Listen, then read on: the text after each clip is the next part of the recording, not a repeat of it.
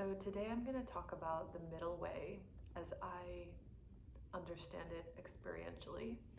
Spoiler alert, I'm not here teaching anybody else's philosophy, so whatever that term means to you, maybe temporarily throw it out for a second, because I'm going to describe something anecdotally that will maybe help you really get what it means to live in the middle, right? To not be at the mercy of the opposites. What are the opposites? Well, from my point of view, the opposites are unconscious female and unconscious male energy. So a lot of people want to know, like, how do I attract true love? How do I really attract true love? Well, in order to attract true love, you have to be living as a soul in the world. So you can't be living as your body and its senses, being attracted to things by how things look, even by how things feel emotionally, because emotions are a kind of food for the body mind. There's a soul connection that goes beyond the body, beyond the emotions. And so in order to really sense what resonates with your soul, you have to be your soul. And how do you be your soul? Well, the main way to actually start embodying the energy of your soul is to stop reacting, right? So the unconscious male within everyone is kind of narcissistic in a way. It's the mind, it's thinking about itself, excluding others. It's having tunnel vision without considering the whole. It's selfish, it's trying to lead without heart. It's ambitious but not sensitive to the environment, right? It's narcissistic. That's really what it is. And although there are people who are embodying, the energy of narcissism more than others, the actual definition of a narcissist includes people who literally cannot feel empathy. And that term is thrown around loosely, but there are people like that they really don't feel empathy. But we all have moments when we're not feeling empathy for others, when we're judging, when we are thinking of ourselves to the exclusion of others, right? That's being at the mercy of the opposites, right? Of the unconscious male. The unconscious female is a more codependent energy. So the codependent energy within us, we can't let go of things. We think we're here to help everyone. So even if something is really bad for us, we'll stay connected to it. That's why in the physical world, codependent people attract narcissists, because maybe they're embodying the more codependent side of that swing between those two things. But really, we all have both within. But the unconscious female, it gets stuck in sensation. So, right, let's say you're someone who is learning in this lifetime how to have boundaries and how to love yourself as much as you love others, which can include sometimes learning how to be tough with people, right? That's a really hard thing for people to believe. Like, wow, if I'm embodying the consciousness of the creator and being an unconditional loving presence in this world, does that mean I can actually be tough with people sometimes? Yes, it does. It does. And how do we know that? Well, I've explained in other videos, like in the case of children, when they do outlandish things, like, I know a kid that literally would go up to people and kick them in the crotch. Hugging him and saying, "Sweetheart, tell me why you're upset." It might not do the trick. Sometimes we have to be tough. We have to be firm. We have to be firm with ourselves sometimes. We have to make decisions. We have to decide to stop giving in to unconscious behavior. We have to be decisive. And this is actually a quality on the tree of life called Gevura. And I'll get back to that in a second. But if you're learning these lessons, then something that might happen to you is you might make a decision that's good for you, like leaving an abusive marriage or friendship or whatever. And then the trickster will come in and say, "Oh, but it was so good in this way and that way. Oh, but like they really mean well, and they're really coming from a hurt place. And that energy, that seductive energy, that unconscious female energy, the inner seductress, will pull you back into a negative dynamic, because the trickster, or in Kabbalah what they call Satan, or the opponent, whatever you want to call it, it doesn't want you to live in the middle.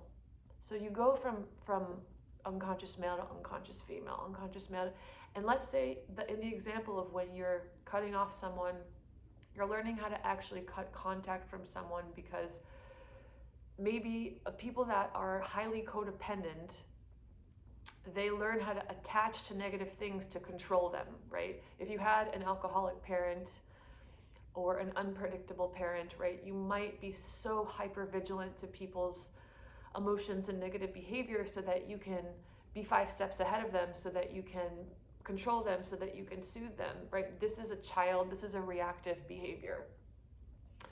So, but sometimes when we're learning this, right, we can actually, like I'm reporting from my personal experience, that codependency energy is so thick, that trickster energy, that unconscious female energy is so thick that when you actually achieve something within yourself, you'll start to swing between the narcissist and the codependent. Like, you'll be like, well, fuck that person, or well, they're bad and I don't deserve this, and blah blah blah blah, and that's they shouldn't be doing this and they shouldn't be doing this, and then you'll feel guilty about being a judge, and then you'll be like, oh, but they're really good people, and you know, like, everybody comes from a place of pain, and I shouldn't, you know, maybe I should look at myself harder. That's another thing the trickster does. If you're on the path, this has happened to me a lot. There's being self-responsible is one thing. That's a healthy thing to do. Always ask, like, whenever you're pointing out the behavior of others, you got to ask, how am I like that? Step 1. But then, because that opponent force doesn't want us to stay in the middle,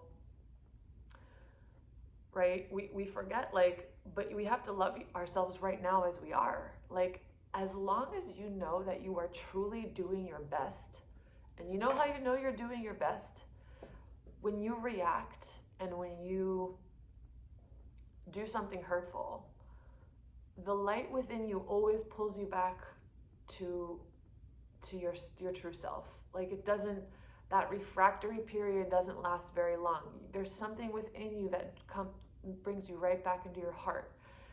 If that's operating, be happy. Be happy, be happy, be happy, be happy. The opponent doesn't want you to be happy with yourself and aware of what you need to change. That's in the middle.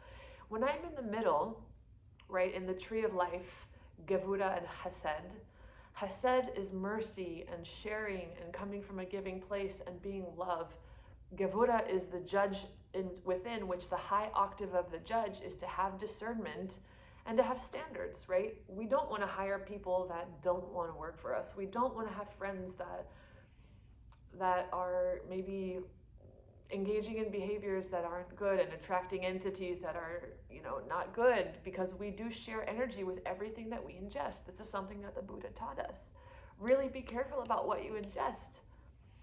But then the trickster within is like, but if I'm going to be unconditional love, then I'm not allowed to have discernment.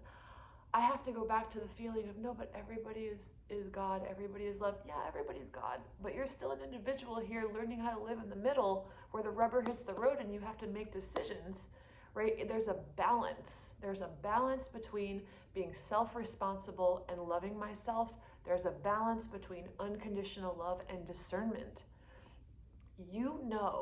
You always know what's right for you. And when I say you, I mean the soul, the source, whatever level of yourself that you've realized, whether you've realized yourself as the creator, whether you've realized yourself as awareness, as a soul, that part of you knows what's good for you.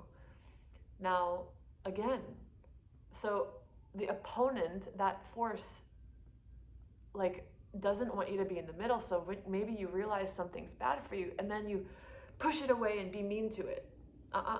That's you swinging back into an extreme. You can communicate something with love from a loving place and say, okay, with all due respect, you know, this is not working for me. I don't think this is good for me.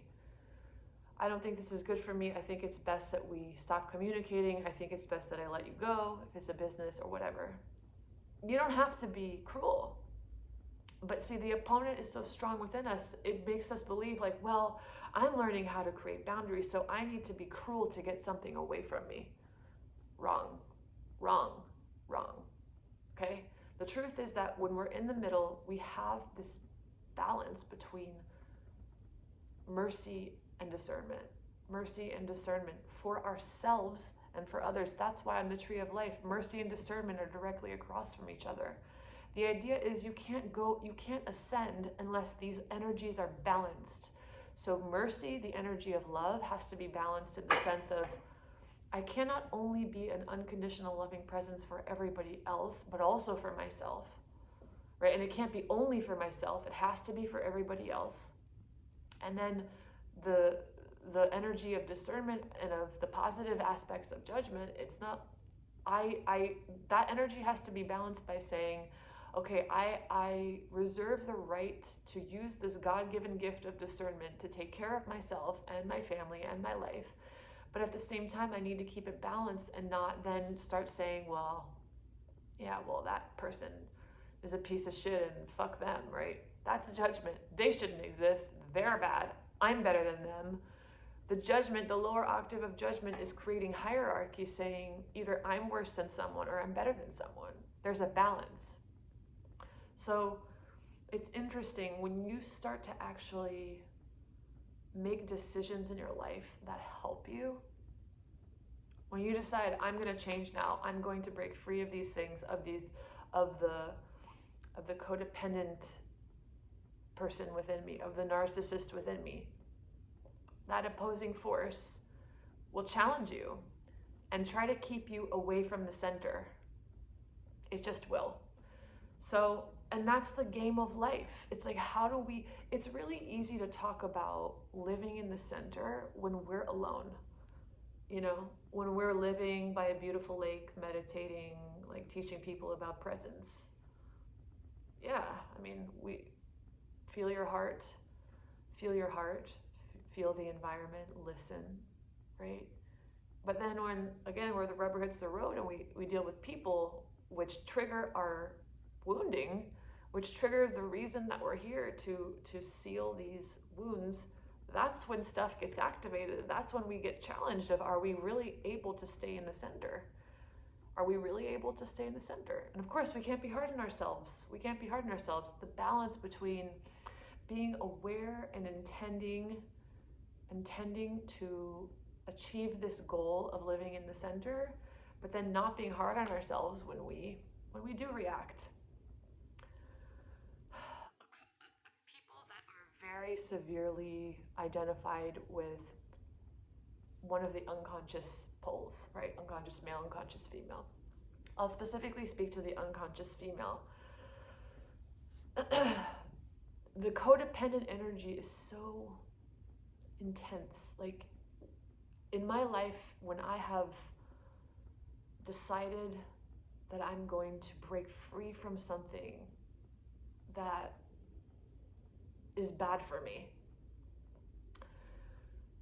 this force within me will try to trick me to feel guilty. It's like in the relationship I was in for a decade. You know, I didn't know that people threatening to commit suicide all the time was a form of manipulation, because I had my heart open, but it was very unbalanced. It was like no discernment. It's like, oh God, I need to be here unconditionally, no matter what. Right? And if we grew up, or if we came in with this wounding of needing to control our environment in order to feel safe, we're trying to source our energy from the environment. We're trying to control life. We're trying to control people, get our energy from people, from our actions. When the truth is like, why am I even keeping this in my life?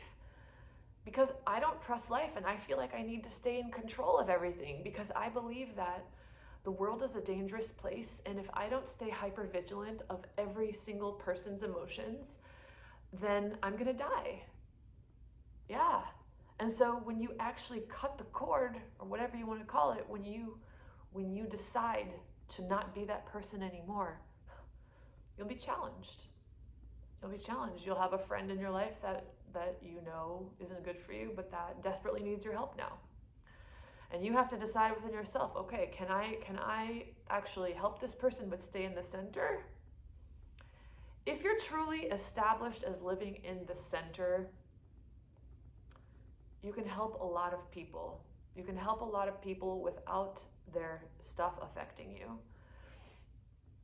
But you also have to have the wisdom of like, well, whatever we connect to, it really does become part of us. So we do have to have discernment, and we have to love ourselves enough to have standards in life. Like, I see this rampantly. People who are very loving and very understanding and very compassionate, like when people say, why do bad things happen to good people? This is the people I'm talking about. That's an indication that they haven't developed discernment. They haven't, and self-love. They love everyone, they understand everything, but in actuality, it's a selfish thing that they're doing. They're trying to just appease reality, be a people pleaser, control their environment so that they don't have to deal with the fact that they don't trust life and they feel like a victim. And they feel like the world is a dangerous place, so they have to basically shrink and just be there to help everyone, which actually isn't helping anyone. When you try to interfere with somebody's process of becoming enlightened, which part of our process of becoming enlightened is having pain and suffering, because it's only when we get sick of our pain and suffering that that something shifts. Not for everyone. Some people spontaneous, all sorts of things happen. But when we try to interfere with and control the process of life, we're stealing life from people. How many people do you know who actually, they had to hit rock bottom before they made a change? And trying to prevent them from hitting rock bottom in the process just prolonged the process, and it hurt you because you wasted your life force doing something that you were never supposed to do, but that hopefully you learn from, that it's impossible to save people. So a practical tool for really truly living in the middle is knowing that, first of all, we have to balance mercy, we have to balance love and discernment. Straight up. Ask the Creator, ask yourself, how am I not doing that, and how can I do that? Bring it into my awareness. Bring it into my awareness so that I can make a correction. Also, literally feeling your heart. Deciding before you interact with your parents, with your family, with a business decision, tune into your heart and make the intention, right? And at some point, you'll just get good at this, where you just feel your heart, and the right thing will be said, and the right thing will be known what to do. But then that trickster in you, even though you know the right thing to do, you'll make a decision that was the right decision, then you'll go for a walk, and then the guilt will come in. Oh, I shouldn't have done that. Oh, like, why did I fire her? Like, now she's going to struggle. Oh, why did I decide not to talk to this person anymore? Like, they need my help, right? Just be aware. That's the trickster trying to get you back into an extreme. If you stay in the center as well, you're going to have to be present with your emotions that you have been avoiding, that lead you into the behavior of going to the extremes. So we're avoiding the feeling of emptiness, the feeling of nothingness. We're addicted to turbulence because it makes us feel alive. It gives us something to do. It gives us something to fix. We're terrified of peace because then we feel like we've run out of a job. My whole job is to control reality. I have to be hypervigilant and amped up all the time. Wrong. That's the trickster. So breathe, right? When you notice that you are, even if you've broken away from turbulent relationships in your life, if the turbulence is still within, just tell yourself, I can choose peace instead of this. Feel your heart, breathe more deeply, bring your energy into yourself, more deeply into yourself. Feel your bone marrow. I always tell people, feel your bone marrow and tune into the vibration of peace. Choose peace. Tune into peace. Choose it in the present moment. And just be aware that the nature of life will try to get you back into one of these poles. But I'm telling you, this is how you establish yourself in the middle. You realize you can always communicate from love. Sometimes being firm is appropriate. Of course, your ego, your narcissist, your inner narcissist can run away with that and start being an asshole to people. If you have the intention, if you just tell the universe, I want to live in my heart, I want to live in the middle, I want to be the most helpful and the most giving in a way that truly helps me and other people, you will know how to shift. You will know, it will just happen, right? The corrections will just happen. You have to trust that. So again, I'm not repeating anybody's philosophy here. I don't learn that way. I don't learn by like reading, really. I try to read and I don't really retain things. And it's just by my life showing me like, well, when I'm stuck in this extreme, chaos happens. When I'm stuck in that extreme, chaos happens. So I've just learned by trial and error that staying in the middle, right? It's like really the whole, this is what we're trying to do here. But really what I'm trying to kind of elucidate is the way that we are tempted and seduced to get out of the middle. It's so powerful to be the narcissist and be the judge and be righteous, right? It feels so powerful. That's not power. Power is living in the middle where creative consciousness can express through you. Oh, it's so powerful to control people and help everyone and be the savior. I was sent to them to help them. That's not power. That's you pretending to be, it's a different kind of righteousness. It's like, I'm here, the soft helper, and I'm gonna hurt myself at the expense of everybody else. That's a different kind of pride and righteousness in reality, right? So just be aware. When you actually change, these inner forces will challenge you to fall back into them. Be aware. Being aware and trying your best is good enough, and just having that intention will take care of everything. So I hope this is helpful, and I hope you have a beautiful day.